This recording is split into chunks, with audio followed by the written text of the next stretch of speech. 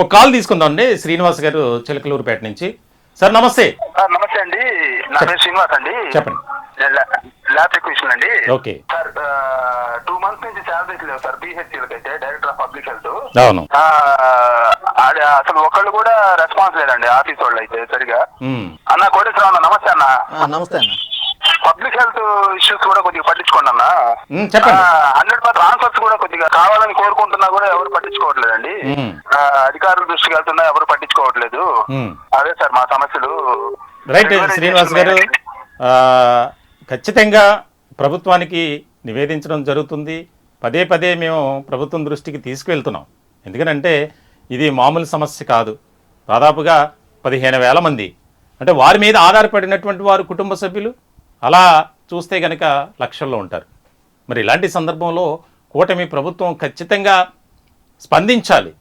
వారి పక్షాన నిలబడి వారికి న్యాయం చేసే విధంగా ముందుకు వెళ్ళాలి. మేము కోరుకునేది అదే. దానికి సంబంధించి మరి ఏ రకమైనటువంటి విధానంతో ఈ రకమైనటువంటి నిర్ణయాలు తీసుకుంటున్నారు అనేది ఇక్కడ చాలా కీలకమైనటువంటి అంశం. మరి ఎన్నికలకు ముందు ఎన్ని మాటలు చెప్పారు, ఎన్ని వాగ్దానాలు, ఎన్ని హామీలు, మరి అవన్నీ ఏమైపోయాయి? అందరూ కూడా కోటేశ్వరరావు గారు చాలా బాధాకరమైనటువంటి అంశంగానే ఇది మనం చూడాలి. ఎందుకంటే ఒక కీలకమైనటువంటి డిపార్ట్మెంట్ మెడికల్ అండ్ హెల్త్.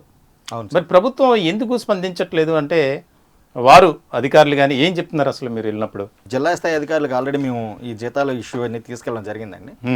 రాష్ట్ర స్థాయి అధికారులు కూడా ఈరోజు తీసుకెళ్ళాం వారి దృష్టికి. ఓకే.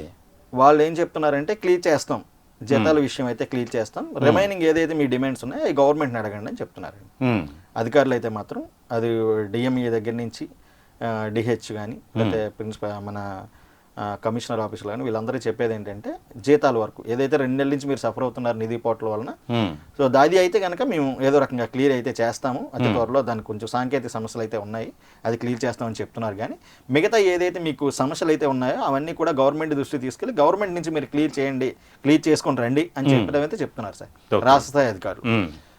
సుమారు హెల్త్ మినిస్టర్ గారికి అయితే మేము చాలాసార్లు రిప్రజెంట్ చేసాం. బీజేపీ పార్టీ పెద్దలకు కానీ, టీడీపీ పార్టీ పెద్దలకు కానీ, ఎమ్మెల్యేలు కానీ, మినిస్టర్లు కానీ, జనసేనకి సంబంధించిన పవన్ కళ్యాణ్ గారికి కానీ మేము చాలాసార్లు ఈ సమస్యలన్నీ ఆయన దృష్టికి తీసుకెళ్ళామండి. సార్ కోవిడ్లో మేము ప్రాణాలు తెగించి కష్టపడ్డాం. గత గవర్నమెంట్ మమ్మల్ని కోవిడ్లో ఫ్రంట్ లైన్ వారియర్స్గా యూజ్ చేసుకొని మమ్మల్ని మోసం చేసింది. ఈ రోజు వరకు కూడా అసలు మాకు ఏ రకమైన బెనిఫిట్ కూడా తీసుకురాలేదు. సో దయచేసి మీ గవర్నమెంట్లో అయినా సరే మాకు న్యాయం చేయండి అంటే చూస్తామని చెప్తున్నారు తప్ప 2.5 సంవత్సరాలు సుమారుగా అయిపోతుంది టీడీపీ కూటమి గవర్నమెంట్ వచ్చి. ఈ రోజు వరకు కూడా ఒక్క ఇంచు కూడా ముందుకు కదలేదు. అసలు చూస్తామని చెప్పి ఏం చూస్తారో చెప్పట్లేదు, చేద్దామంటున్నారు ఏం చేస్తారో చెప్పట్లేదు. అందుకని చెప్పి విడివిడిగా కాకుండా కాంట్రాక్ట్లో పనిచేస్తున్న స్టాఫ్ నర్సుల దగ్గర నుంచి ఇతర పారామెడికల్ సిబ్బంది అందరూ కూడా అవే సమస్యలు అందరివి కాబట్టి ఇంక మీద అందరం కలిసికట్టుగా పోరాడదాం అని చెప్పి ఒక నిర్ణయానికి వచ్చి జేఏసీగా ఫామ్ చేసి ముందుకు వెళ్దామని చెప్పి నిర్ణయం అయితే తీసుకోవడం జరిగింది.